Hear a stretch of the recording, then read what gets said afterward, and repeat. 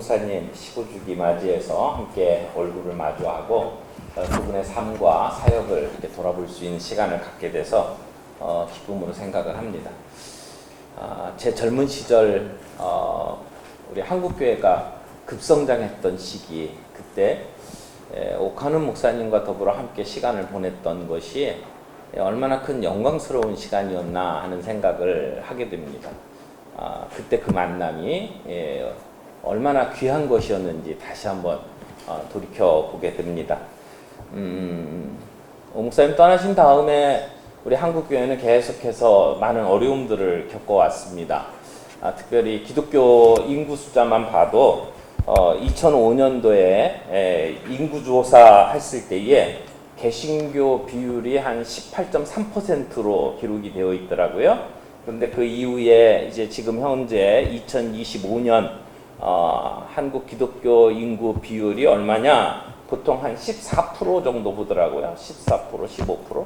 그럼 굉장히 많이 줄어든 상황입니다. 이제 어떤 면에서는 기독교가 이제 이 숫자적으로 하락하고 있는 시기. 근데 숫자적인 하락만이 아니고 기독교에 대한 인식은 점점 더 힘들어지고 있죠. 우리가 코로나 기간 거치고 이번에 탄핵 정부 거치면서 기독교의 힘은 더 많이 약화되었다고 말할 수밖에 없을 것입니다. 그래서 실제적으로 교회 안에 보면 회심 성장률은 굉장히 많이 줄어들었어요. 또 기독교인이라는 것을 대놓고 사람들에게 이야기하는 것조차가 힘든 분위기로 많이 바뀌고 있구나라고 하는 것을 대부분 느끼고 계실 거라고 생각을 합니다. 이런 시점에서 오카는 목사님과 전도에 대해서 한번 살펴보는 것은 굉장한 의미가 좀 있을 거라고 저는 생각을 했습니다. 점점 작아지는 교회의 영향력 속에서 우리는 어떻게 복음을 드러내고 그렇게 살아낼 수 있을까라고 하는 부분에 대해서 오카는 목사님은 어떻게 이 부분을 놓고 생각을 하셨는지를 한번 짚어보는 것이 의미가 있을 거라고 생각을 하는 겁니다. 네, 오카는 목사님의 전도에 관한 부분을 좀 살펴보려면 그분이 전도에 대해서 강조했던 여러 사역과 또는 설교에 대해서 살펴보는 것이 필요할 텐데요. 가장 많이 그분의 생각이 드러나는 부분은 대각성 전도 집회라고 생각을 해요. 대각성 전도 집회가 어떤 것이고 또 그 밑에 깔려있는 신학적인 그 배경 또는 철학적인 배경들을 좀 이해하면 오카는 목사님의 전도에 대한 그런 철학과 전략을 좀 이해하기가 쉬울 거라고 생각을 합니다. 그리고 또 사랑의 교회에서 목회를 하시면서 교회가 전도로 동력화되도록 만들었던 사역이 전도폭발 사역이었거든요. 전도폭발을 한국에 처음 끌어들인 그 교회나 또는 그런 사역자들은 따로 있습니다. 사랑의 교회는 그게 셋업이 되고 난 다음에 전도폭발 훈련을 교회 안에 끌어들였고, 그리고 제자 훈련과 전도폭발을 이렇게 묶어가지고 사역을 했죠. 그래서 일반 남서울교회라든지 다른 교회에서 이 전도폭발을 받아들였을 때에는 그냥 처음 예수 믿는 사람부터 시작해서 교회에 누구든지 전도폭발에 들어와서 사역을 할 수 있도록 만들었던 그러한 과정이었다면, 오카는 목사님은 그걸 제자훈련하고 묶어가지고 제자훈련을 통해서 준비된 사람들이 전도폭발의 중요한 일꾼으로 그렇게 사역하도록 묶어놓고, 사실은 전도폭발의 어떤 열매를 가장 이렇게 맛봤던 현장이 사랑의 교회다, 그렇게 말할 수 있다고 저는 생각을 합니다. 그래서 그 전도폭발 운동이 사랑의 교회와 어떻게 연결이 됐는지를 살펴보면 또 오카는 목사님의 전도 전략을 이해할 수 있을 거라고 생각을 합니다. 그리고 또 하나는 전도는 모든 성도의 사명이다 라고 하는 걸 굉장히 많이 강조했어요. 은사를 가지고 있는 소수의 사역이 아니라 예수 그리스도를 믿고 예수의 제자가 된 모든 사람들은 전도의 사명이 있다라고 하는 것에 대해서 굉장히 많이 강조를 했거든요. 근데 그것과 동시에 전도에 대해서 특별한 열정을 가지고 있고, 그리고 전도에 은사가 있던 사람들을 발굴해서 그들이 전도 운동을 일으키고 그걸 해나갈 수 있는 장을 깔아주었어요. 그래서 그 전도 운동에 굉장히 앞장서고 또 감옥에 갇혀 있는 사형수들에게 복음을 전하고, 그리고 전 세계 곳곳마다 전도 운동을 하기 위해서 뛰어다녔던 평신도 운동들이 사랑의 교회에 있었거든요. 그런 부분들을 살펴보면 오카노 목사님이 전도에 대해서 어떤 생각을 가졌는지 아마 이해가 될 거라고 생각을 합니다. 그런데 오늘 저희들이 좀 더 집중해서 보고 싶은 부분은 대각성 전도 집회에 관한 부분들이에요. 대각성 전도 집회라는 것이 그냥 단순히 어떤 전도 집회로 끝난 게 아니고, 사실은 1년 내내 교회를 전도로 동력화하는 그런 사역의 틀이었다고 저는 생각을 합니다. 그래서 연초부터 시작해서 전도에 대해서 동기부여받고, 그리고 부활절 때 되면은 태신자 작정하면서 전도에 대한 깊은 생각을 갖고 사람들을 계속 연결을 짓고, 그리고 여름방학이 끝나면 가을 들어서면서부터 성도들에게 전도를 강조하는 설교를 거의 한 2달 동안 집중해서 했고, 그리고 대각성 전도 집회가 되면 그때 가장 원색적인 전도 설교를 해주셨어요. 그리고 난 다음에 그들이 교회 안에 자리를 잡을 수 있도록 이 다락방을 통해서 양육하는 작업들이 이루어지고, 이게 1년 내내 이루어지는 교회 안에 선순환 구조였다고 생각을 합니다.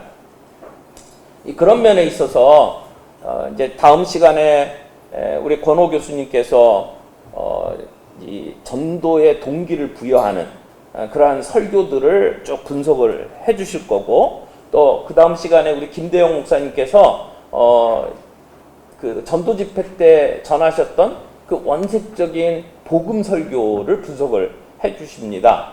그 시간들이 저는 기대가 돼요. 지금까지 했던 그 많은 설교들 가운데에서 이 전도와 관련된 부분들을 따로 떼가지고 분석하고 정리하는 것들은 굉장히 도움이 될 거라고 생각을 해요. 저희 대각성 전도 집회를 하는 동안에 초창기에는 오카노 목사님이 직접 전도 설교를 했거든요. 그 초창기 설교는 정말 오랫동안 기억이 남고 감동적인 메시지들이었어요.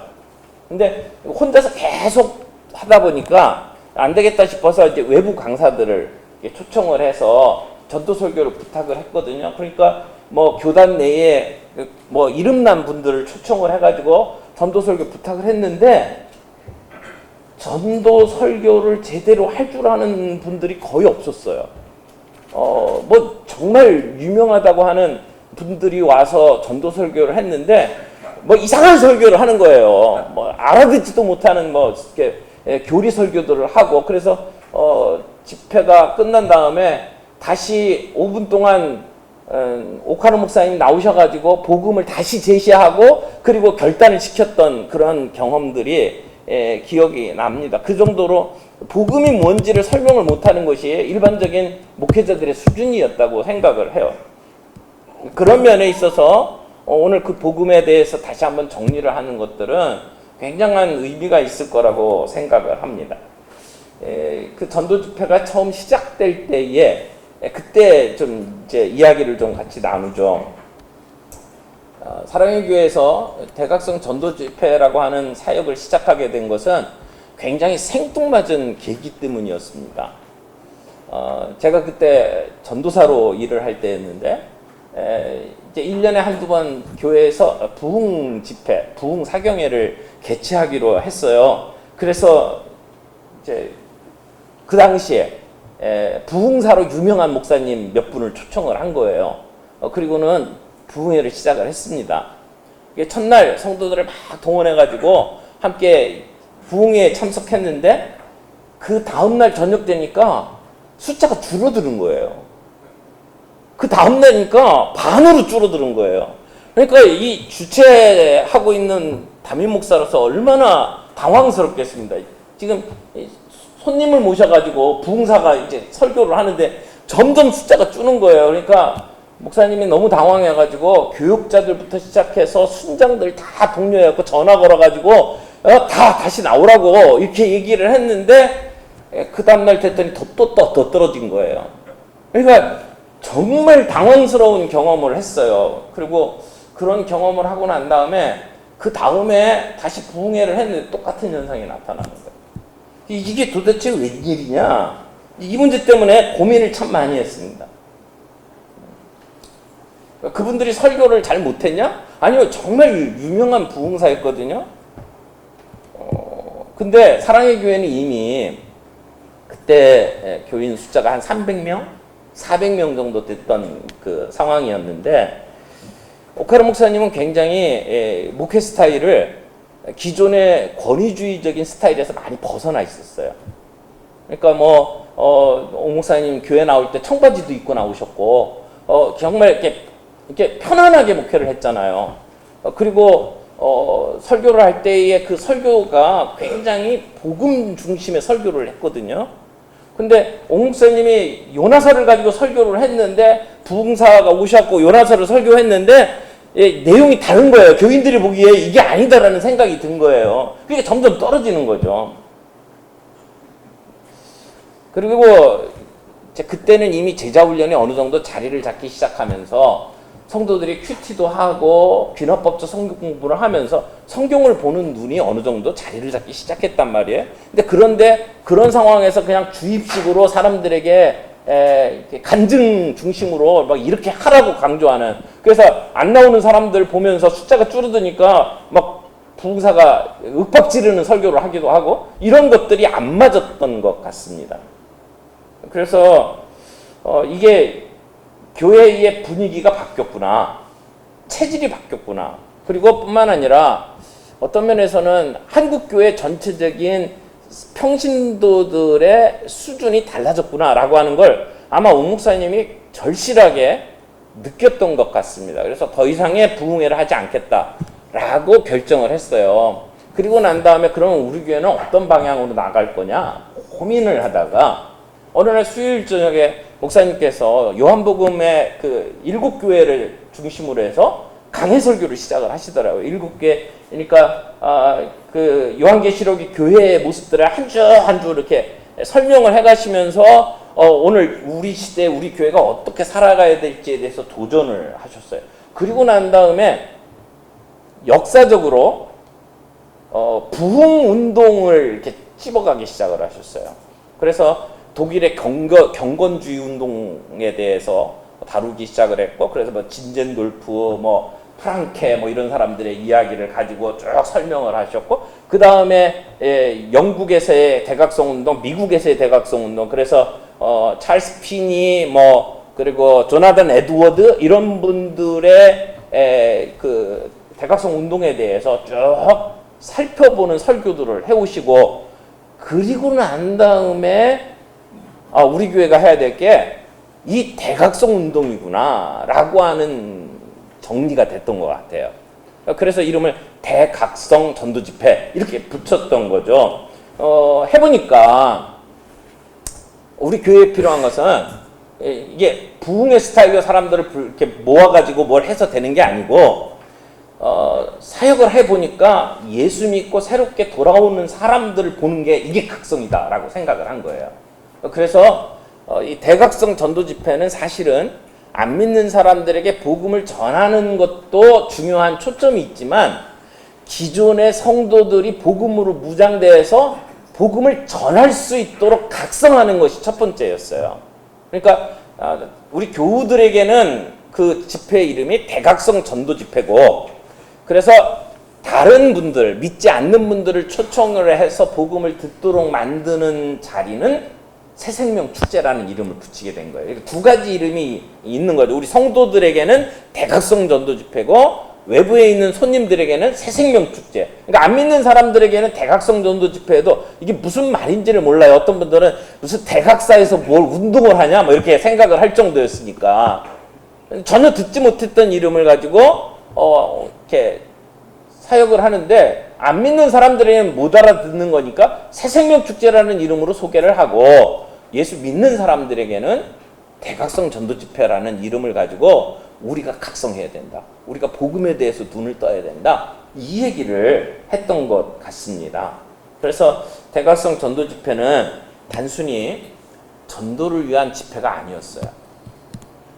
이것은 모든 성도들이 영적으로 깨어나는 대각성 운동인 것이죠. 그래서 복음이 뭔지를 성도들이 먼저 깨닫고 내가 그 복음으로 내가 살아내야 되고 그래서 그 복음을 함께 나눠야 되는 그러한 준비가 되는 것이 사실은 이게 제자훈련이고 이게 대각성 운동이죠. 그러니까 그 당시에 한국교회에서는 전도 그러면 총동원 전도로 했잖아요. 뭐 안 믿는 사람들 뿐만 아니라 옆 동네 장로님, 전도사님까지 다 끌어모아가지고 그래서 이렇게 집회를 했거든요. 엄청난 돈을 투자해가지고 선물도 주면서 총동원 전도를 했어요. 근데 그 집회하고 난 다음에 그 다음 주 예배 되면 출석인원 그대로 회복하잖아요.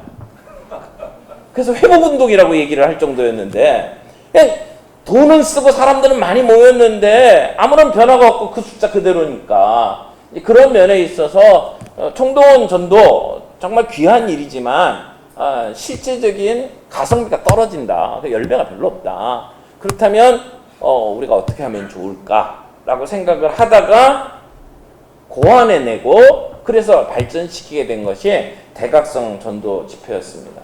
그래서 우리 성도들에게 주변에 안 믿는 사람들을 이름을 적어놓고 기도하면서 초청하자. 그래서 정말 1년 동안 기도하면서 준비해가지고 그들을 초청을 하고 그리고 그들이 왔을 때에는 다른 선물이고 뭐가 아무것도 없이 그들에게 그저 복음 메시지를 전한 거죠.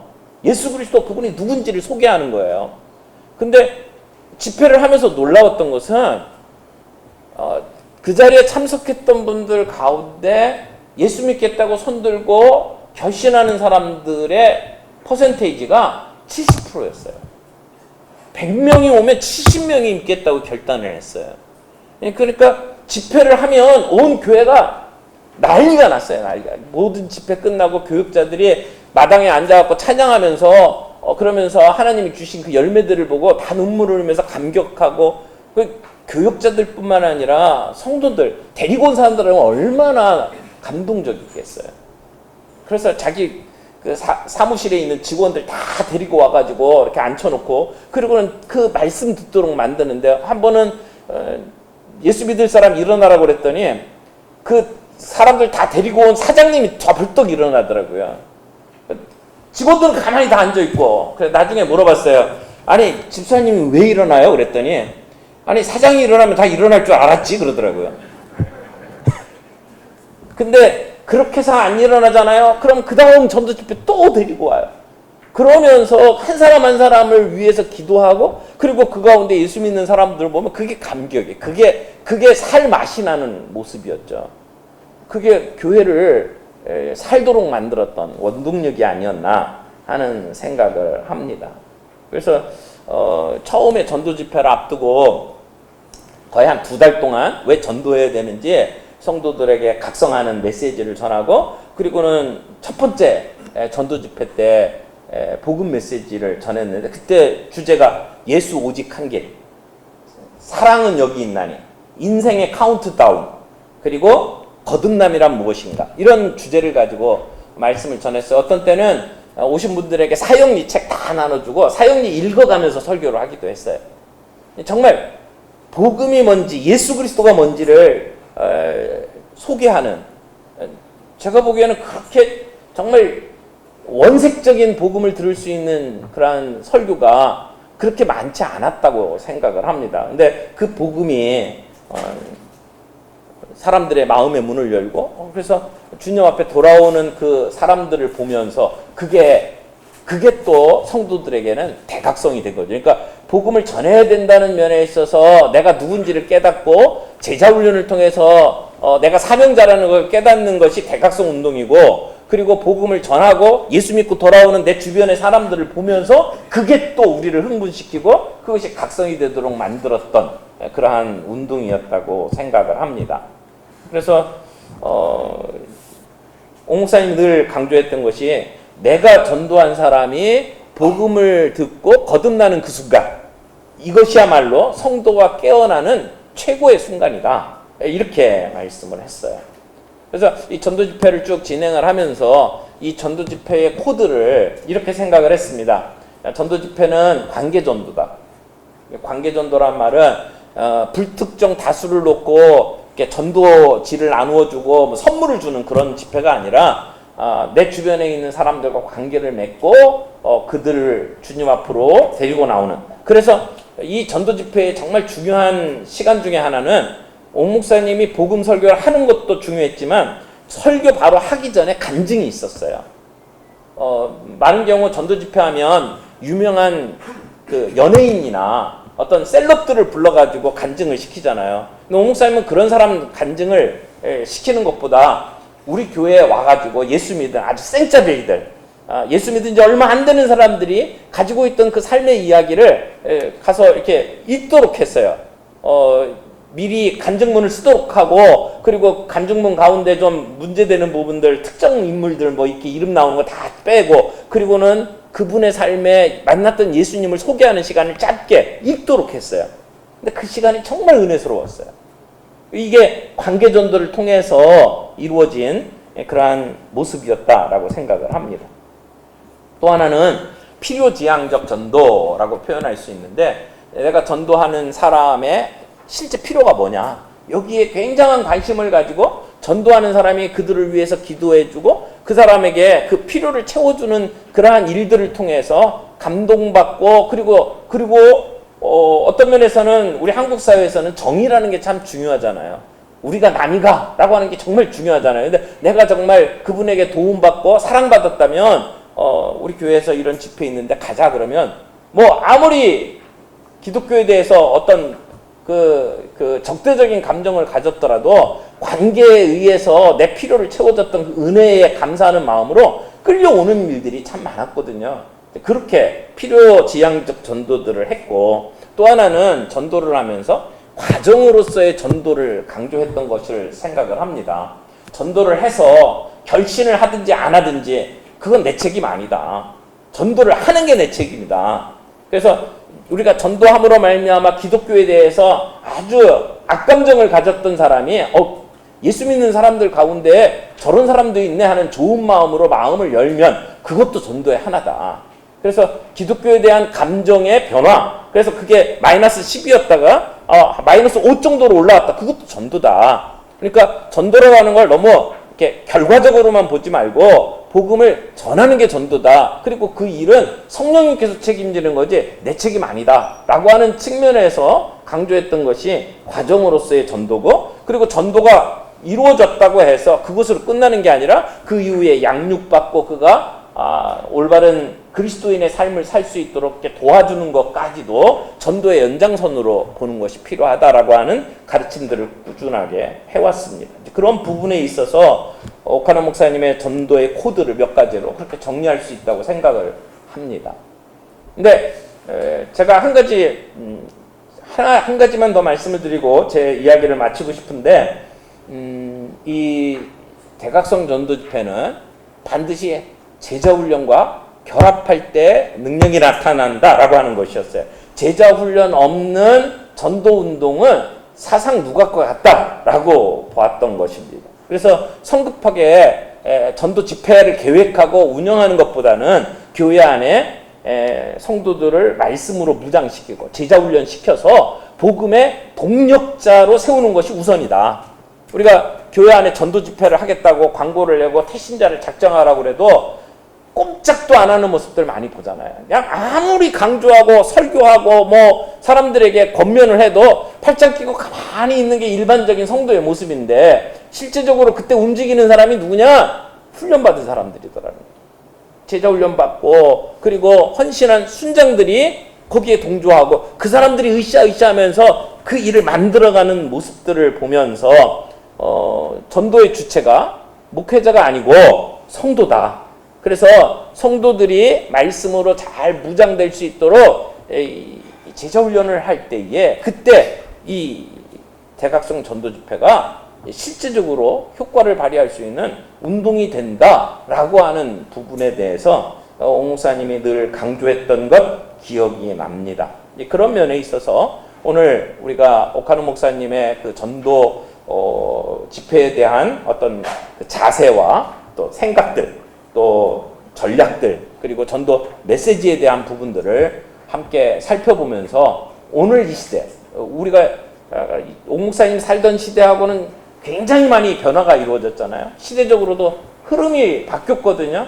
근데 부흥회를 강조하던 그 시대에서 이 대각성 전도 집회로 옮겨갔던 그 과정들을 보면서 어떻게 보면 변화된 성도들의 의식 또는 변화된 시대의 흐름, 그것을 보면서 새로운 뭔가를 창출해냈던 오카노 목사님의 어떤 자세가 오늘 우리 시대에도 우리에게 똑같이 필요하다고 생각을 합니다. 그래서 오 목사님이 했던 거 그대로 갖다 쓰자는 얘기가 아니고 그분이 했던 자세를 가지고 오늘 이 시대 우리의 흐름 속에 우리는 어떻게 복음을 들고 세상 앞에 설 것인지 고민해 볼 수 있는 그러한 시간이 되었으면 좋겠다. 이렇게 말씀을 드리면서 제 강의를 마치도록 하겠습니다. 수고하셨습니다.